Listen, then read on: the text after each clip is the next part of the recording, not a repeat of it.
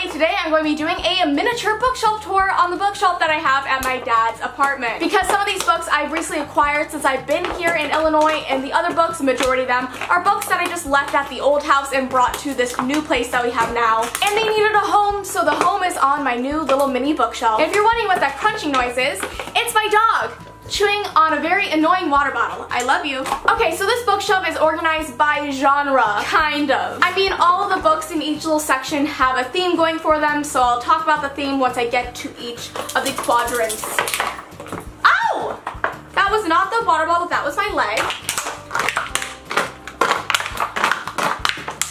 Really? Okay, so we're gonna start off with this section, then go to this section, then go to the last section. Let's get to it. Okay, so this top section, I'm living with 4 dogs at the moment, guys. It's lovely, but not easy. Okay, so this top section,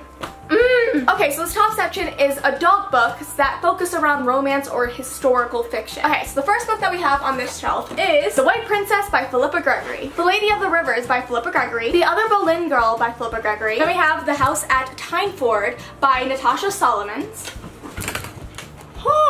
Fraser, really? The Rossetti Letter by Christy Phillips, Firelight by Kristen Callahan, Morgan's Cross by Nora Roberts, Redeeming Love by Francine Rivers, A Voice in the Wind by Francine Rivers, and An Echo in the Darkness by Francine Rivers, The Outlander Mass Market Paperback Edition, A Dragonfly in Amber, and Voyager, along with Season 1 of Outlander, because why not? Okay, now we get to the bottom corner of the shelf, and this is pretty much miscellaneous books that I didn't know where to put because there wasn't enough of either genre to put it in its own section, so they pretty much got thrown together, so let's get into it. The Da Vinci Code by Dan Brown. Also, I'm sorry if I pronounce any titles or authors' names incorrectly because I'm pretty sure I'm gonna botch this title of the book because I think it's Italian and it looks difficult. Let's pronounce it together, everybody. Brune Ellis Cheese Dome by Ross King. Badass. I found this in a random box of books. The Great Forgetting by James Renner. The Song of Achilles by Madeline Miller. The Rook by Daniel O'Malley. The Kite Runner by Khaled Hosseini. To Kill a Mockingbird by Harper Lee. 1984 by George Orwell. Inherit the Wind by Jerome Lawrence and Robert E. Lee. Then I have two oh my gosh, is that dog pee on that? Ugh. But yes, I have 2 copies of Night by Elie Wiesel, and his books are so great. I totally recommend that you read Night if you haven't already.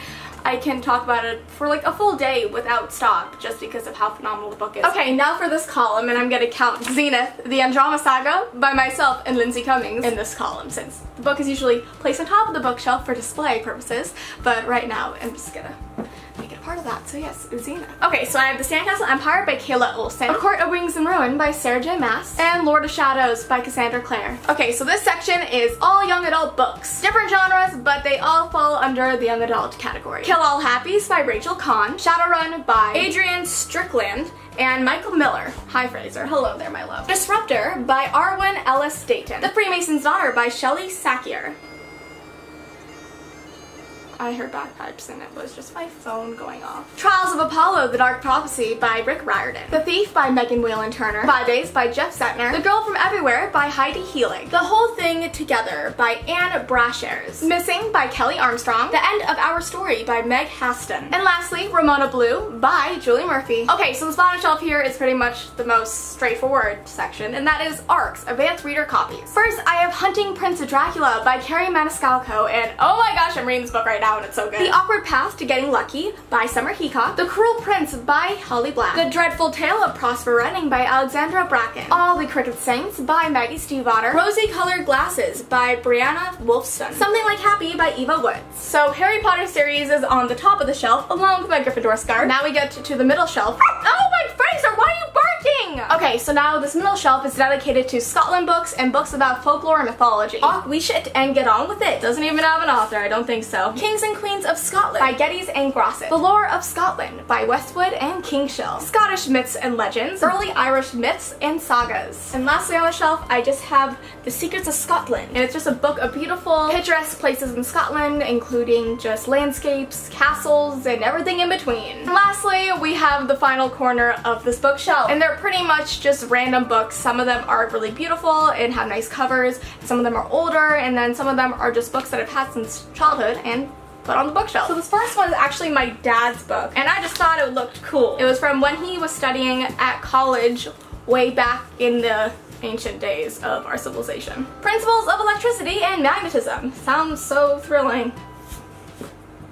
Oh, and we have another thrilling one that my dad had at college, and that was Standard Mathematical Tables. Oh, sounds so awesome. Then we have this book that I got in a bookstore in Boston, and that is Princess and the Goblin. This isn't even technically a book, but it says Mysteries of Paris, and it just is a secret book that has a secret compartment in it. Then we have this really cool book, actually, and it is a complete world atlas. And I have 2 Ramona books by Beverly Cleary, and fun fact about her is that she was my grandma's friend and neighbor. So these are the first books that I ever got signed to me by an author, but I was not there. My grandma sent them to me. But that was still really cool, so these will always hold a special part in my heart. Okay guys, we've come to the end of this bookshelf tour. So thank you all so much for watching, and I'll see you next time. Bye!